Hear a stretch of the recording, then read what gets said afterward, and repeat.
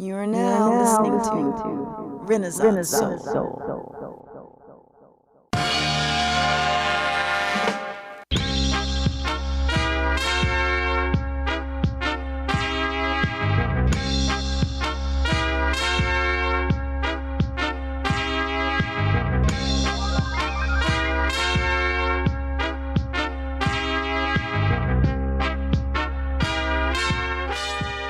Hey everybody, welcome to another edition of the Renaissance Soul podcast. I'm your host, Kelly K. Fresh Frazier.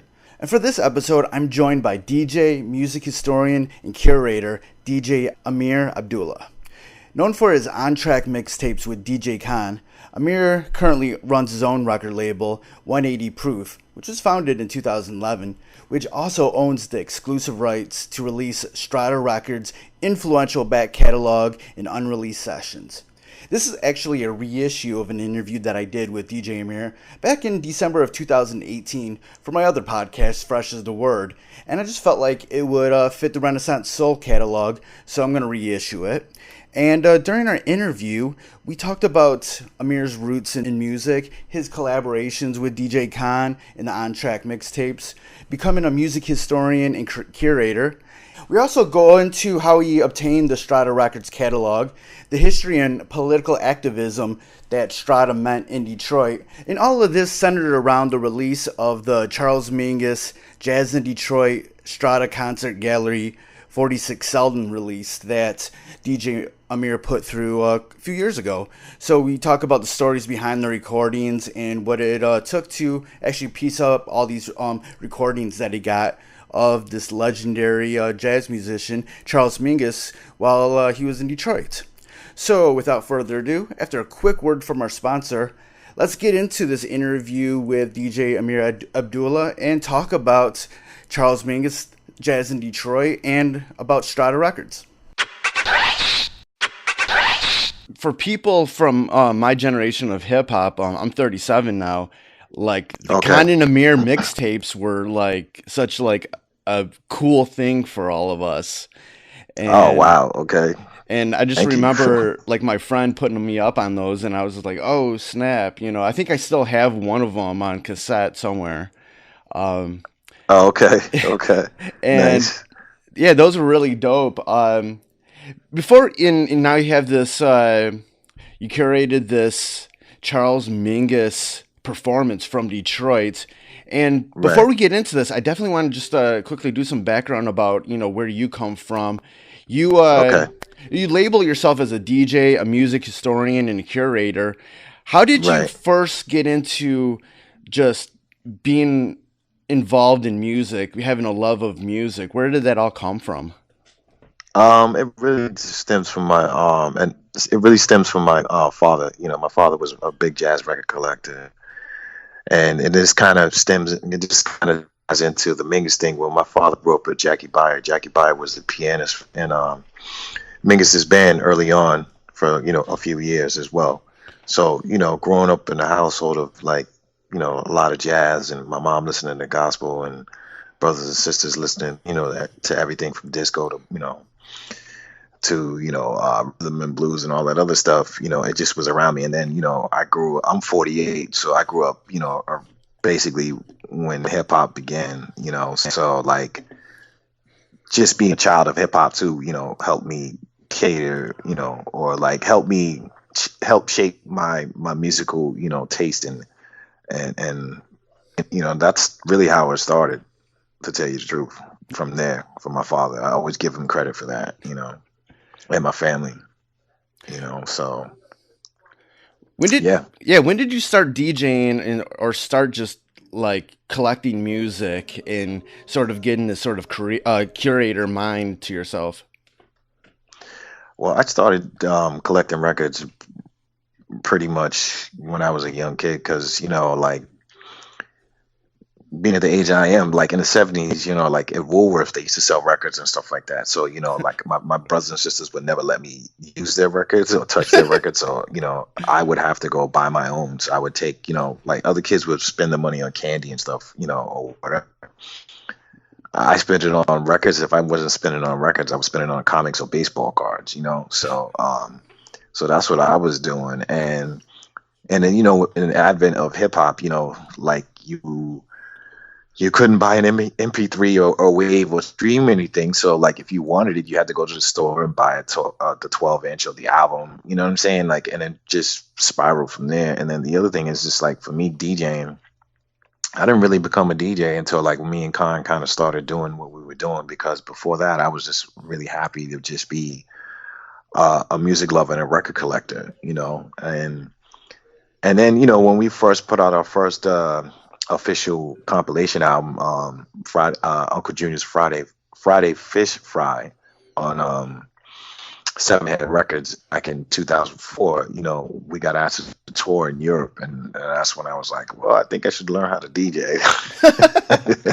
So I did, and and then the whole curating music historian thing just came from I went to grad school. I mean, well, I went to college and I went to grad school for like, sociology and African history. So, that aspect of researching and being a historian in terms of like academia kind of, spilled over into my world of music, so it was like an easy transition because it's, for a lot of the stuff that I'm into, and being able to rediscover a lot of, forgotten gems, it takes a lot of research, it takes a lot of, know-how to do that. So, these are things that I either have naturally come to me or I've learned a long time ago, and are now a natural part of myself, if that makes sense. Oh yeah.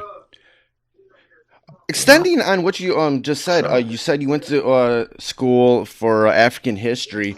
How did that education go into being a music historian and a curator? What was like the definite like skills that you were able to learn with that education that was able to be transferable into being a music historian? Well, all right. So my being at college, and I studied African history and sociology. What those things brought to me in terms of like just being a music historian and everything was just like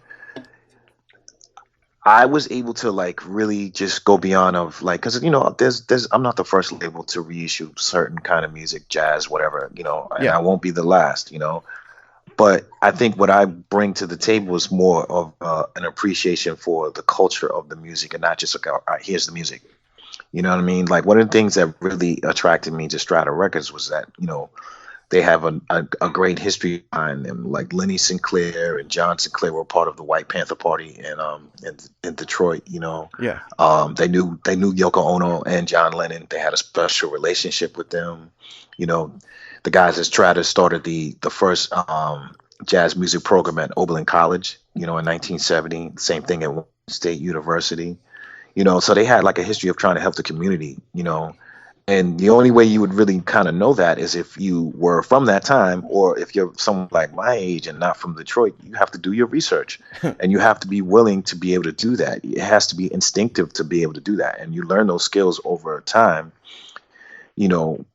by either like myself going to college and, being taught to have those kind of, to have that skill set, or it just comes natural to you, And so that's why I was able to like, I can say with confidence that, I'm a curator, because I've curated a lot of different things, over time, and a historian is because I always do research on stuff, I always try to find out the backstory to the backstory, because there's always a backstory to the backstory, you know what I mean? So like, Right. that's just, how I do it,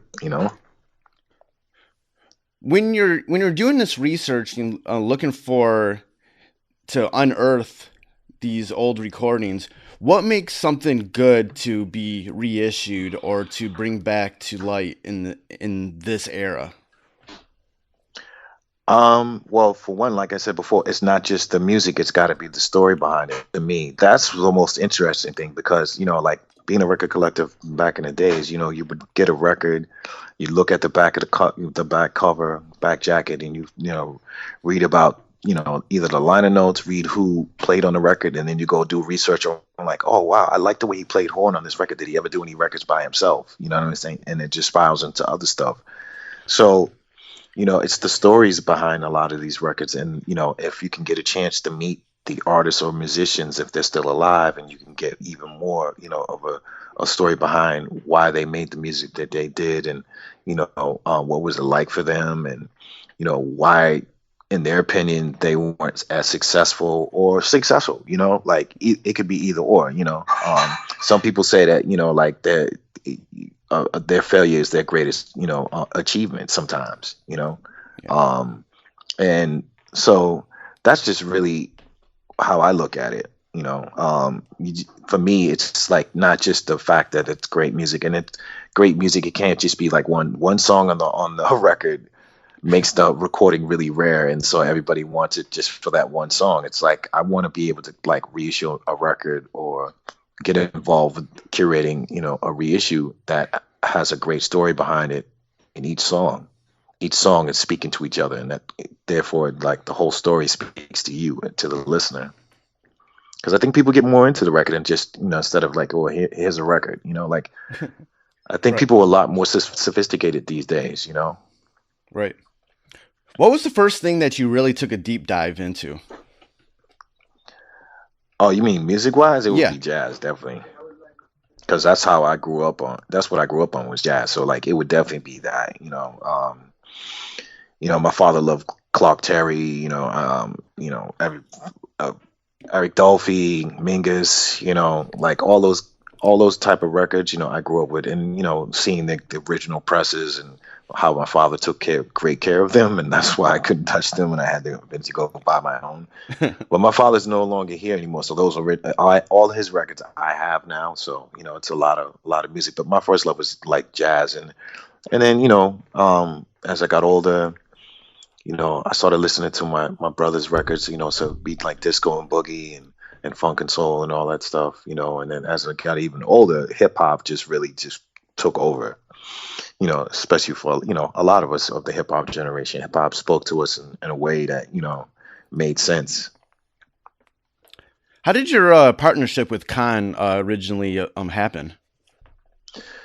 Well, I'm originally from Boston too. I moved to New York in '95, and when I was back, I think in like '96, I was working I was an intern for some like local, one of those indie rap labels at the time, and I had some promos on me, and so I went to a record store here in Boston that's no longer open. It was called Biscuit Head Records, and I knew the owner, and we were just talking, kicking it about, politics in the music industry at the time. Yeah.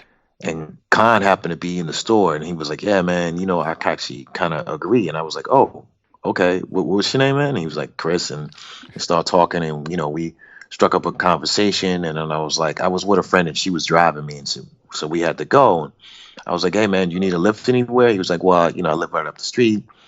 So we get in the car, and I'm listening to one of my mixes that I made of, of rare breaks or whatever. And as soon as, she turns on the car, the cassette tape goes into the, automatically goes into the thing, and it starts playing. And he's like, yo, you in the records? And I was like, yeah. He was like, oh shit, so am I. And so we just started talking, and that's how it really started. It took me to move to New York to meet him, back in Boston, where we're both from. And Right. we knew a lot of the same people, but we just never got a chance to like meet, while we were here, which is weird, but that's how life is sometimes. What sort of reception did you get for those on-track mixtapes that you and Kon did back in the day?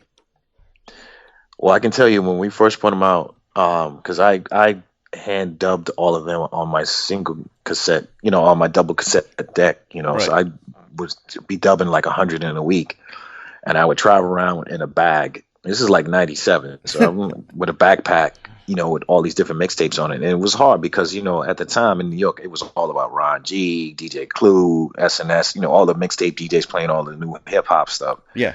So you're coming in there with like a tape of like samples, and then you got to try to explain it so that the person behind the counter gets it. It was tough. It was really, really, really, really, really tough, but I didn't give up, and I happened to work at Fat Beats Distribution at the time. And so like there was a guy that was Japanese that was working with me, and I gave him the tape, and he came back to me. He was like, "Yo, I have a store in Japan that wants 100 on track cassettes," and I was like, "Word, really? Okay." So I spent the week dubbing them, and I wrote my well, I didn't even have a cell phone number back then. I had a pager, so I wrote my pager number on it. And it's weird because I'm living in Germany now, right? And so I've been to some like DJs' houses, and they like to show off their cassette collection, and they'll pull out like the first on track cassette, and I'll have my pager number on it. I'm like, wow. I Right. can't even, I'm sure you guys tried it. Like some people were like, I tried to call it, I was like, yeah, well, sorry about that. But so that's really, the story of it. And it just was a hard thing. And I was like, well, we'll do one more and see how it happens, and then just kind of like kept spiraling from there, and it kept, it just kept getting bigger. But in the beginning, it was super, super, super tough. I used to get dissed a lot. People were like, yo, this is whack. What, like, why aren't you playing the whole song? Why aren't you putting a track listing on there? Why? That was all, you know what I'm saying? Like, but we had a purpose, and we had a vision of what we wanted to do, even if it was just for us. Right. How did you first get involved in obtaining the Strata Records catalog?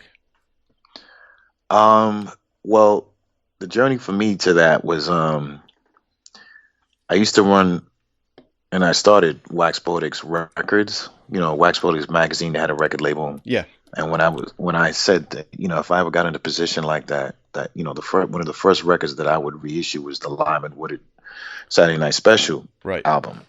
So when I got in that position, I called up my boy House Shoes, and I was like, yo, Shoes, can you help me find like Lyman? And he was like, well, I don't know Lyman, but I know John Sinclair. So, then John gave me like Kenny Cox's number. So I spoke to Kenny like probably a few months before he passed away. And he was like, well, I gave, I think he was like, I think I gave Lyman, the rights back or something like that. So he gave me Lyman's number. I called him, and we had a conversation on the phone. And I went out to Detroit. I took him to his favorite restaurant. He came to the restaurant with Ron English, and they both gave me their masters for, Fish Feet and Saturday Night Special. So from there, Scion, when they used to have this thing called the Scion IQ Museum, which is like, online museum or whatever, they'd asked me and a few other people to like submit, something on, lost youth culture from the past. So I submitted something on Strata, and they accepted. So they got me and a film crew to come to Detroit. I met Barbara Cox on the phone. I told her I was coming. I wanted to come and interview her and talk about the masters. And I was like, so the first thing I asked her, I was like, man, a closed mouth doesn't get fed, man. So I asked her, I said, do you have any masters or anything that was unreleased from Strata? Because I only know of 6 records that they officially released. She was like, yeah, I'll bring some up, show you. Come, I see the masters, and I was just like, you know what? I would like to do a deal with you where I can reissue this catalog. I just took a chance. The worst she could say is no. Right. You know what I mean? But she said yes. And I was super happy. I kept it so close to the chest. I didn't tell anybody until it was signed on a dotted line between her and I. Yeah. Because, and then when I did, people were like, oh my God, how'd you get a hold of Strata? I was like, I didn't do anything like super impossible. I mean, she is listed in the phone book in Detroit. You know what I'm saying? Like, it's not like, I had to go like digging to the center of the earth to find her. You know what I mean? Like, right. So, but again, I'm not saying that in a flippant way, because I'm really blessed to be able to have this opportunity, to do this. So that's really how I got to Strata. It's just that long, convoluted journey, I guess. What was it about the story of Strata that you liked that really, made you want to reissue these recordings? Well, I really like the story of Strata because if like speaking to like Barbara Cox, the owner, she talks about in 1967, Detroit had obviously a riot, another one following the next year in 68. And Yeah. she always calls them not a riot, but the insurrections against, the political system, Yeah. and just the treatment of black men, especially in 67, getting gunned down in Detroit, So, just the story of them trying to give back to the community in a way that had been devastated, 2 years in a row. Education, you know, in terms of, like I said, creating the first jazz music programs at Oberlin and Wayne State University, and doing food drives and having the Strata Concert Gallery so that, it was cheap enough so that, people who normally couldn't, I don't know, pay $20-$30 to see Mingus, they were paying $5 to see Mingus. Yeah. Which is unheard of, and it was all, from what I heard, it was a non-alcoholic venue so that all, ages could come and see, these great musicians, and they started their own publishing company, their own booking agency. They were like a really self-sustained artist collective run and owned started by Kenny Cox, and to me, that was a great story. And on top of that, the music was awesome.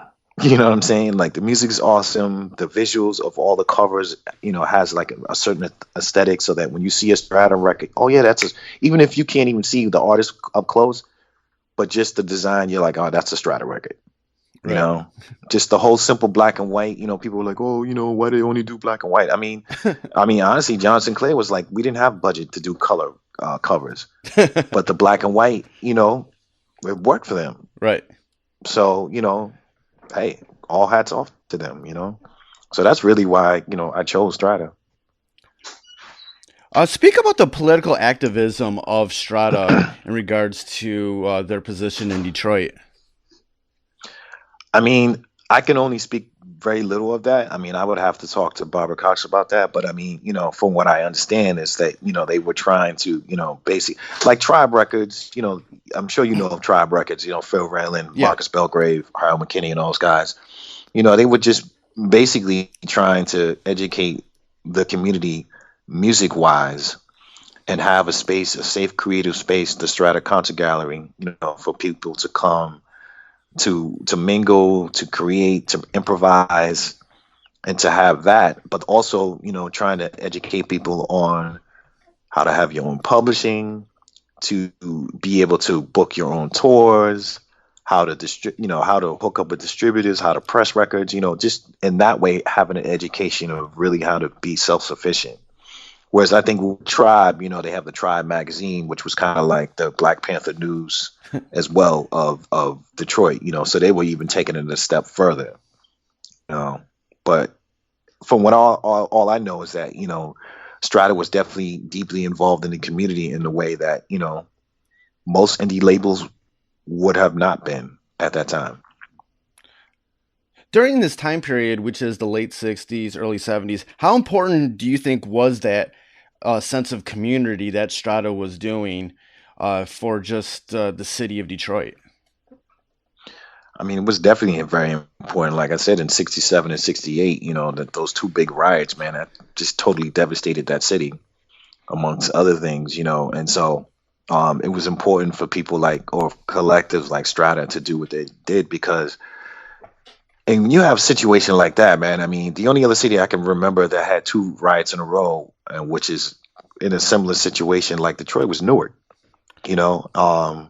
and when you have a situation like that where people go through that, it's like people just give up hope, man. And your community just looks like shit, basically. But you don't want people to feel like shit. You want people to feel like, that there's still hope and that there's still a way to get out of this, this circumstance they're in. So, for some people that's, joining the Black Panthers. Some other people that's, joining the White Panthers. Or some people it's, hey, let's open up a concert venue. Let's hold our revolution in terms of a music way. Or let's protest in our own way in a music way, so that, we can at least give people an outlet, so that we just don't all go insane and go crazy and make things even worse, So I think, you know, in the 60s and 70s, which, you know, was a very volatile time in America, especially, around the time when the first Strata record came out in 73. I mean, Tricky Dick Nixon is, still in office and doing shit. And, we're in the middle of Vietnam, and it's a very unpopular war. And civil rights era, is going, crazy. And the Black Panthers are still, I mean, there's just so much shit going on in America, man. Like, there's so much chaos. And out of all that chaos, you got to have some semblance of, you know, peace, man. And and some of that peace came through music. How does the story of Strata sort of resemble what's going on in today's society? Wow. Well, we don't have Tricky Dick, but we have somebody probably a lot worse, now.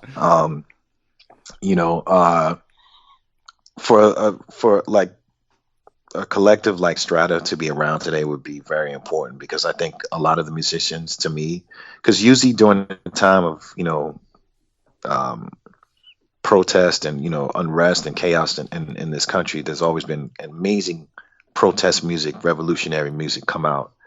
You don't really hear a lot of that now. Right. A lot of musicians are talking about how many cars and women and jewelry and blah blah blah. Like everybody's like getting messed up in the club and on so many drugs and blah blah blah. And it's just like, dude, like there are communities in this country that are suffering so bad, that we need to be speaking for them and give them a voice in a way that they don't have. And I don't really see a lot of people doing that. So a Strata like label collective would be very important in this time, because there's not a lot of people that have a voice. There's no one really speaking up for them. I mean, there are some people, but there's not enough. Right. And it's not enough on the local level either. And it really is sad that, that there isn't anyone really out there. There isn't really one label or collective or that I know of that, is doing that. Now, I don't really know if that answers your question, but I think that's, in my opinion, that's why Strata would be needed. Right. Because of the lack of void of, just no one has come behind Strata and said, like, we had some labels in the 80s, maybe some in the 90s, but, since the 21st century, it's all been about, money, money, money, money, money. Right. And I'm not knocking people for wanting to make money, man, but like, it used to be when you made money as an artist, sometimes you would like, not sometimes, but a lot of times they would try to pull the communities up with them too. And you just don't see a lot of that now. Oh, definitely. With the release of Charles Mingus Jazz in Detroit, Strata Concert Gallery, what's really, what's special about these recordings? To me, the most special thing about them is just the intimate atmosphere of them. Now, you listen to a lot of live recording, whether it's at Carnegie Hall or wherever in the world, you know what I mean? Some big, Lincoln Center or something like that. It's all about the music, and it's not really about the atmosphere too. So they cut out everything. They cut out all of the microphone feedback. They cut out all the conversation between the band sometimes, and the conversation of the audience. Whereas this place was really, it was an intimate place. So I left purposely some microphone distortion in there. I left a lot of the conversation that was going on in the background. I left a lot of the conversation between Mingus and the band, the banter between them, because I felt like it makes you feel like you're actually there, and I really wanted to convey that viewpoint to the listener. So for me, that's very important. The second thing is that, for Mingus fans who really know his music and pretty much know, because everybody's like, it's George Adams playing on this record. I'm like, no, actually, Roy Brooks is playing the drums on this one. They're like, wow. So like he had an unusual cast for this. John Stubblefield only played with him for like 6 months before they got into a fight, and he was fired from the band. So this is the only time you ever hear Mingus and Stubblefield play together on record. And then you got two songs. One, Dizzy's Profile, which was never recorded or never on any other record except for Now. and then Not in Your Head Blues, which was recorded for the first time on this, but then they put it out in 1977, so it's still kind of a rare thing, you know. And the other thing for me is like not one song is under 12 minutes, so these guys really get loose, and they really just get loose and they feel comfortable. And again, this is a small space, you know. A lot of songs are between 20 and 30 minutes long, so you got to be invested. Yeah. You know, you got to be really invested to listen to it, you know. You know, and I've heard some people like, oh, you know, it's really long, man. Like, you know, I got to sit, like, you know, it's not. I kind of also wanted to do that too, because it's like we consume music and life too much these days so quickly, and we just dispose of it. Where, you know, sometimes you got to really just sit with something and let it marinate with you and let it breathe and just let it soak it all in, you know. So it's not for the person who's going to be like, oh, I'm just going to be a quick listen, because it's not. And you won't get it if you're going to come with that attitude of it, you know.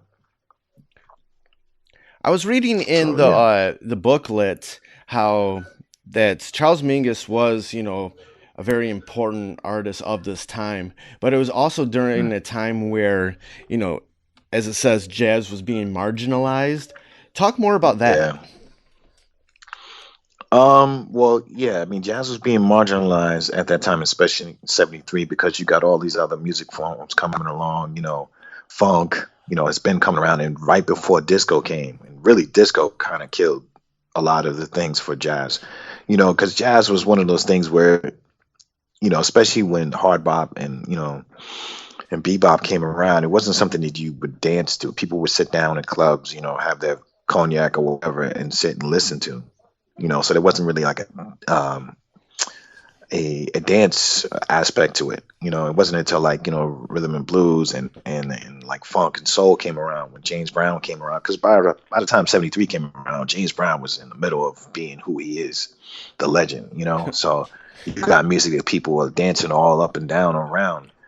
And I think that's one of the reasons why Miles decided to go in the direction he did of, you know, fusing other music forms with jazz because as he said, you know, I was bored. You know, Miles was like, I was bored, and I wanted to create something that, you know, would keep my attention, and also it kept a lot of people's attention around. So I just think that, you know, jazz, you know, at that time was, and then also, you know, like there's a part on the recording too, like right before the Roy Brooks interview, the interview of Bud Spanger's talking to one of the some journalists at the time, and he's talking about how, like, you know, what they're trying to do the jazz, and they're trying to, you know, say, well, this is real jazz music, and that's not real jazz music, and what they're saying is real jazz music. It's like really watered down, you know, like sterile music, and they're propping up certain artists as like, this is the person that's, you know. So it's like, you know, the labels in corporate America was co-opting the music of jazz and bastardizing it. Yeah. And people could see that back in 73, you know, and pretty much to me, that's what happened to hip hop right now. Right. Like nobody's learned the lesson, you know, like it keeps on happening. It's like a gift that keeps on giving, unfortunately, you know? Right. So like, yeah, I mean, you know, just, you know, people couldn't, you know, really do what they wanted to do. And, you know, and that's why like a Don Cherry and Dexter Gordon and all those other jazz musicians came to Europe, because people in Europe are like, you know, we still love traditional jazz, or we actually have never heard it in its proper form. So they got to come here in Europe and get appreciated, be welcomed, and make a living, which was also obviously very important, because a lot of these guys were going broke. Yeah. You know, they weren't able to make a living. And honestly, yeah, we love to make music and all that other stuff, but you know, you gotta eat to live, you know. So that's what I would say. In your research, you know, what sort of a person was Charles Mingus? When I was reading the liner notes, the word troubled soul was used at one point. Yeah. I mean, people said he was a troubled soul because he was a volatile person. He was the type of person. He was a hard taskmaster, you know, because he, you know, he would be on you. Like if you couldn't play the notes or you couldn't keep up with him or anything like that, he would come over to you and tell you. He would get in your face, and a few times he was physical with people. And he was a very opinionated person. Like he wasn't really into like free jazz, and he made it known. That he was not into free jazz. He was not a big fan of Ornette Coleman and that whole style of free jazz. For him, he thought they were just making a bunch of noise. Like he even said that. He's like, this is just a bunch of noise. You guys are not really knowing what you're doing. You're just throwing things at the wall to see what sticks. So, being that you're such an opinionated person like that, of course, there's going to be some backlash and people are going to be looking at you different. But I think the other part of why he was considered a troubled soul is because a lot of his music spoke to Black Americans. He had a revolutionary aspect to his music where he was trying to speak for Black people in America. And ever since, the 50s, 40s, when he started on up to 73, for Black people in America, it was obviously tough, so like in the wider audience, they're not trying to hear that, they just want you to shut up and play, kind of how like, Laura Ingham said to LeBron James, just shut up and play. Right. Stop talking about politics. And Mingus was not going to do that. He's like, let my children hear music. Let the young ones experience this, because if they experience this madness, we're all going to go insane on this planet. And we need something like that. So I think quite honestly, there was some racism involved in what because I mean, people talk about how volatile he was, but I mean, Miles was a motherfucker, man. I'm the right person here. Yeah, but Miles was an asshole to people. I mean, he was he was physically abusive to several of his wives.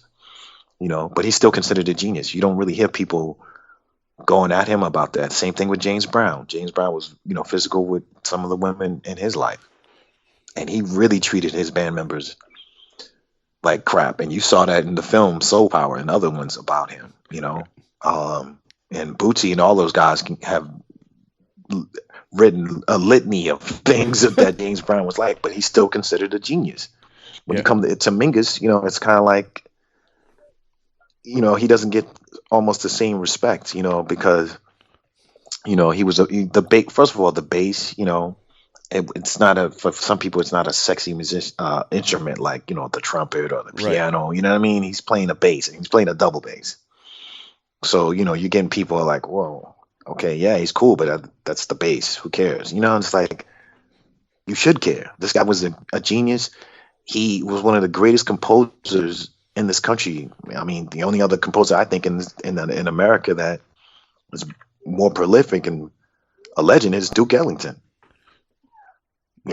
So like, the man should get, a lot of props for what he did, what he had to go through, and if he was a little volatile, okay, all right, cool. I mean, some things I'm sure he probably regretted doing, but you can't live your life with regret, So yeah, that's what I would say. What do you think was Charles Mingus's influence at the time for jazz music, and then what do you think his legacy will be?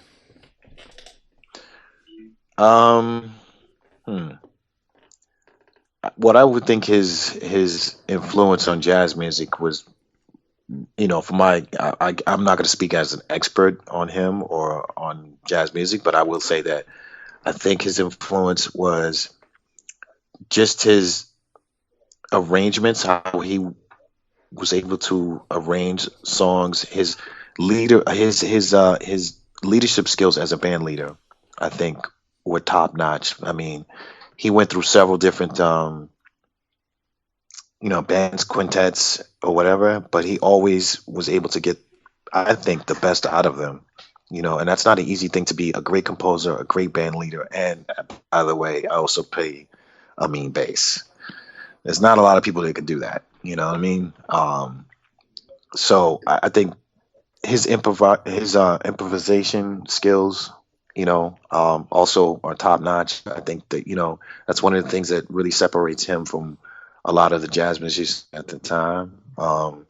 You know, uh, I think one of the things that makes him different from like Miles, I felt like Miles was the type of person who created. He was like more of like a freestyler to create, whereas like I think Mingus was more of a structural creative person. He needed some kind of initial structure to then create off of that and freestyle off of that. It's kind of like some DJs, like they can just show up without having a planned set and just play random songs off their computer, or through their record collection, Yeah. and rock a party. Where some people need to actually really, I need to sit and plan a set. You know what I mean? Right. And I think the second part of your question was again. What would his legacy be?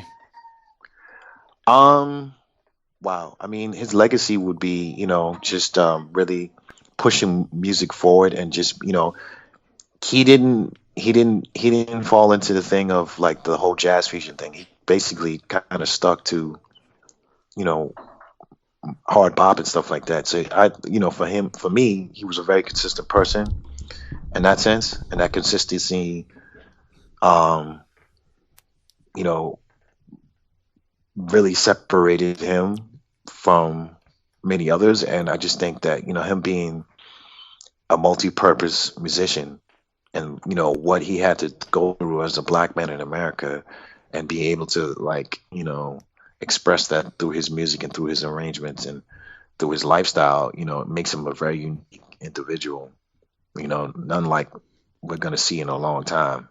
you know um I can't think of anybody right now who I could put and say, hey, you know what, that person reminds me of Mingus. He has that little edge to him. Right. you know he can arrange, he can lead a band, but he can also get in your face if you're not playing right. You know what I'm saying? Like, I don't know anyone like that who has all of those aspects to him. you know and he really cared about his community. Right. He really cared about his community, and that's a special thing that I don't that comes around once in a while. And like, again, I don't really know anyone that's really taken that torch now in jazz. As someone like you who's been a lifelong jazz fan, is there any newer artists, newer musicians that you're quite fond of, you think are doing some special things? I like Kamasi Washington. um I like Yusuf Kamal. No, Yusuf. Yeah, is it Yusuf Kamal? I think it's Yusuf Kamal. I always get it mixed up with someone else. But Yusuf Kamal. I like Nubia Garcia. I like Jose James. I like what they're trying to do. I know some of them get criticized, for not really sticking true to the roots of jazz. But I mean, who is right now? You know, Right. who is right now? So and a lot of this is coming from people who are not really doing what they're saying, what they're criticizing other people for doing. So I mean, at least there's a younger generation, trying to make it happen. I recently got put onto this cat named Makai McCraven. Okay. I think he's from California. We all did the Berlin Jazz Festival last weekend, actually last Saturday, together. It was like Nubia Garcia and this other guy named Joe Armand Jones, who's another one that I think is really good. You know, there's like a burgeoning young, when I say young, but like millennial jazz scene in London, man, that's happening. That's really, really, really happening, man. And they all play together, they all jam together. And I wish we had something like that in America. I mean, Kamazi has his collective, you know, and there's probably a few other collectives, but it's just not the same, you know. And again, it's like, someone from over here in Europe has to show us again how it's done of something that we created, you know. Yeah, it's funny that overseas in Europe, like they'll still have appreciation for a lot of different types of music, whether it is jazz or hip hop or heavy Yep. metal or 80s metal, and they'll just kind of Yeah. they'll even just put it all together, all the different types of rock music together in a festival, or jazz with hip hop or whatever. Being that you're over there, what's sort of the feeling about the appreciation for music? The appreciation for music over here is great. It's like there's a lot of knowledgeable people. You can't play like I remember the first time I came over here in 2004, and I played in Munich at this place called the Atomic Cafe, and I'm playing like some James Brown because it was like a funk party, and I'm like, okay, that's funk. When this woman came over to me and she said something in German, I was like, I don't speak German, and she was like, okay, please stop being the bullshit. Go back to the real, go to the real funk. I was like, whoa. I was like, whoa, okay. I thought I was playing, and I got a quick lesson that people, they're like, yeah, we love James Brown too, and we know that, but we want you to go deep. We don't want to hear what, like the regular stuff. So then after that, I was like, oh, okay, cool. I got you, and I learned from there that people over there really appreciate, music in a way that it's, and then they dance to it too. It's not just a, like a nerdy thing. People dance to the music as well, but they want to dance to something that's just as infectious, but, they may not know what it is.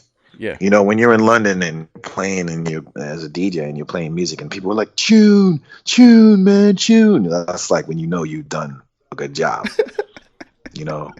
So, yeah. So what's next for you? What's on the horizon for DJ Amir? What's next on the horizon for me is still, working this Mingus thing. Also, I'm working on the next Strata release, which is Sphere record. But I did find one of the masters because there've been several masters for all of these, recordings. I found a master with like 3 extra tracks that were not on the vinyl. So it's going to come with, so it'll be a double vinyl with those extra tracks. And I'm trying to track down the other live recordings with Herbie and Ornette Coleman and everyone else that performed at the Strata Concert Gallery. And the other thing too is like, I'm going to create my own lecture series where I'm going to be going around Europe and just talking about my discovery of the Mingus, recordings and my work with Strata, because I think it's a very important story that, a lot of music historians, especially jazz historians, need to know. So that's pretty much what I got going on in the future. And I'll still be in Berlin, between Berlin and Brooklyn, and then trying to put out some more compilations with BBE. I don't know what those will be right now. I'm still trying to figure that out, but I'm in no rush, so that's pretty much what I got going on. Right. It's a lot, I think, but, right. Could probably be more, Right. Yeah. Before we get out here, I always like to end my interviews with the same question. And that question is, who's somebody that's been a part of your life or career that I could realistically interview that would have some good stories or lessons to talk about? Oh, that would be Lenny Sinclair. Lenny Sinclair you talk about a person that has story. I mean, first of all, her story, period, is amazing. So she worked with Strata. She took a lot of photography. She's a famous photographer on her own herself. Yeah. She's taking photos of like, Fela, whoever. And just coming from East Germany, to America, that's why she still has a thick kind of German accent. But I mean, that's a person that you really want to talk to who has some rich Detroit, music history in her. Right. That's a person you really, really you'd be sitting there all day like, wow, wow, really? Wow. Like you just, you wouldn't even want to leave. Because she has so much history and she's so cool, man.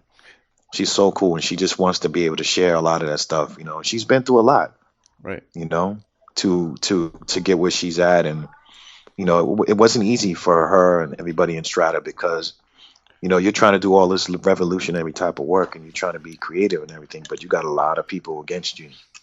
A lot of haters, as they say. They're willing to take your life, not just hate on you. Right. you know. So I would definitely recommend her, and she's in Detroit still, you know. Right. So that would be a person I would say. Right. Before we get out here, where can people go online to check out what's going on with you, and more information about this Mingus project? I would say the best way is either Facebook.com 180 Proof Records, or and I need to update my website. So I would use that one, but it's not updated yet. I need to get around to doing that. You know, when you're a one man operation, it's kind of hard to do everything. Right. But I would say, you know, like that or Instagram 180 Proof. You know, I use both of those very much, and I'm always posting everything that that I got going on, reviews. And then for me as a personal DJ, it would just be Facebook.com, DJ Amir. I'm posting on my gigs and everything like that. So you know, so that's pretty much it, man. I really appreciate the opportunity, man. All right, great. Yeah, thanks for chatting with me. It's been great talking with you, man. Oh, no worries, man. No worries. And good luck with everything. And thank you for listening to the Renaissance Soul podcast. Hosted and produced by myself, Kelly K. Fresh Frazier. Empowered by Anchor at anchor.fm/Renaissance Soul. Renaissance Soul theme music provided by Steve O. You can find more of his productions at iamsteveo.bandcamp.com, and that's EYEAMSTEVEO.bandcamp.com. Renaissance Soul is available on all streaming platforms. Please rate and review on Apple Podcasts and Stitcher. If you want to support Renaissance Soul, please consider pledging via Patreon at patreon.com/freshastheword. Follow Renaissance Soul on social media, on Instagram at RenSoulPodcast and on Twitter at RenSoulPod. And join the Facebook group at facebook.com/groups/freshastheword. And for more information on Renaissance Soul, visit freshasthepodcast.com. Thank you for listening and your support. Goodbye and good night. Renaissance Soul.